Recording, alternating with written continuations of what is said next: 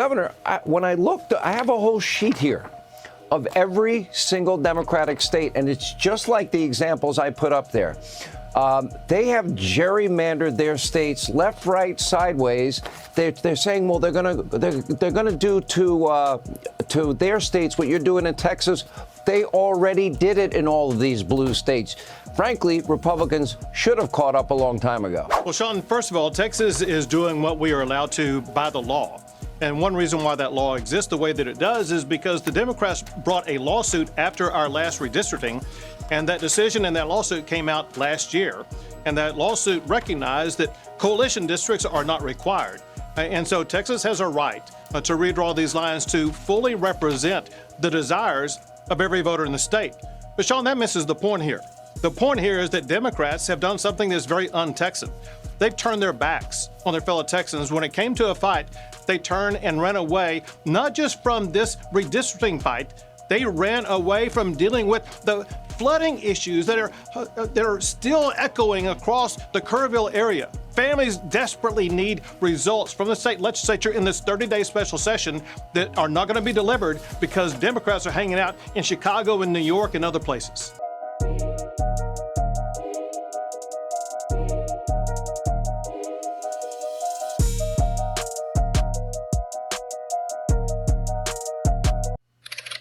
Yeah. All right. Let me run through the states. California, Republicans, 39% of the House vote, but they only have 17% of the seats. Connecticut, Republicans, 40% of the House vote, 0 seats, none, zip. Illinois, 2024, Republicans, they got a pretty respectable 47% of the statewide vote, 18% of House seats. Maryland, one of the bluest states, Trump gets 35%, but they only have 12% of House seats. Massachusetts, again, 0 House seats. Nevada is even worse. Republicans win the state. They won the state House by 10 points, walked away with 1 single House seat in the entire state. That's it. So this has been the practice of these states for the longest period of time. Now they want to attack you. And I'm thinking, OK, what you're doing is exactly what they did. Well, and not even that, Sean. To be honest, the Texas maps are not going to be as extreme as those other blue states that you talked about. But another thing, and that is what Texas is doing under these new maps. 4 of the 5 new seats will be a majority Hispanic seats. One of the seats is going to restore the Barbara Jordan seat over in the Houston area. And so these are seats where Democrats are having to come to grips with the reality. And that is they are now losing the votes of Hispanics and black voters in the state of Texas. And these districts are going to show that Hispanics and blacks, as well as others, are voting for Republican, and Republican is their candidate of choice. And we will ensure that will be achieved at the congressional level in the state of Texas. Well, certainly it should be somewhat proportional to what the vote is. What is your response to Kathy Hochul, who says that we are at war over Texas and the redistricting push that's going on in Texas? There's a bunch of crazy bluster. Democrats are freaking out because they are realizing Texas has the authority to redistrict, and we're going to do so in a way that's going to lead to these additional seats that will vote Republican, and they will be serving in Congress in the next session. And so Democrats are freaking out about it, engaging in rhetoric, but I don't think they have the capability of actually living up to it and doing anything about it. Texas will continue to fight for what is right, and that's exactly what we are doing. Is it a fair statement to say that Republicans, in terms of the percentages and numbers that they have voted, have been unfairly cheated out of their representation? I think that's a more fair statement. Well, a different way to say it, and that is, at least in Texas, and not your state. I'm talking about blue states.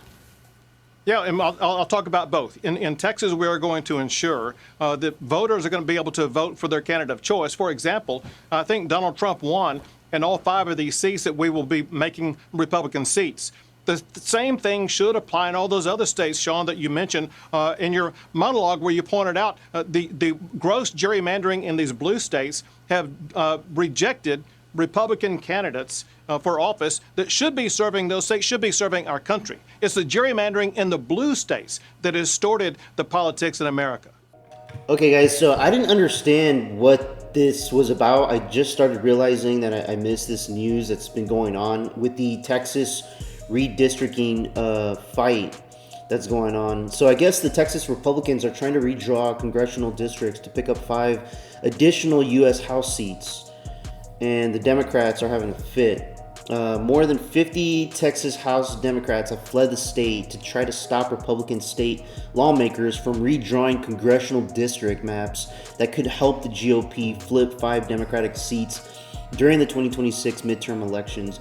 Republican lawmakers have said that redrawing boundaries will allow GOP candidates to pick up as many as 5 seats, but it does not guarantee them wins. Democrats say the proposed reconfigurations take away power from Black and Latino voters. They also say the proposal splits up local communities, moving many voters into districts that also cover faraway regions. So it was Governor Greg Abbott that directed state lawmakers to redraw the districts at the urging of the Trump administration. Redrawing congressional districts in the middle of a decade is rare, but allowed.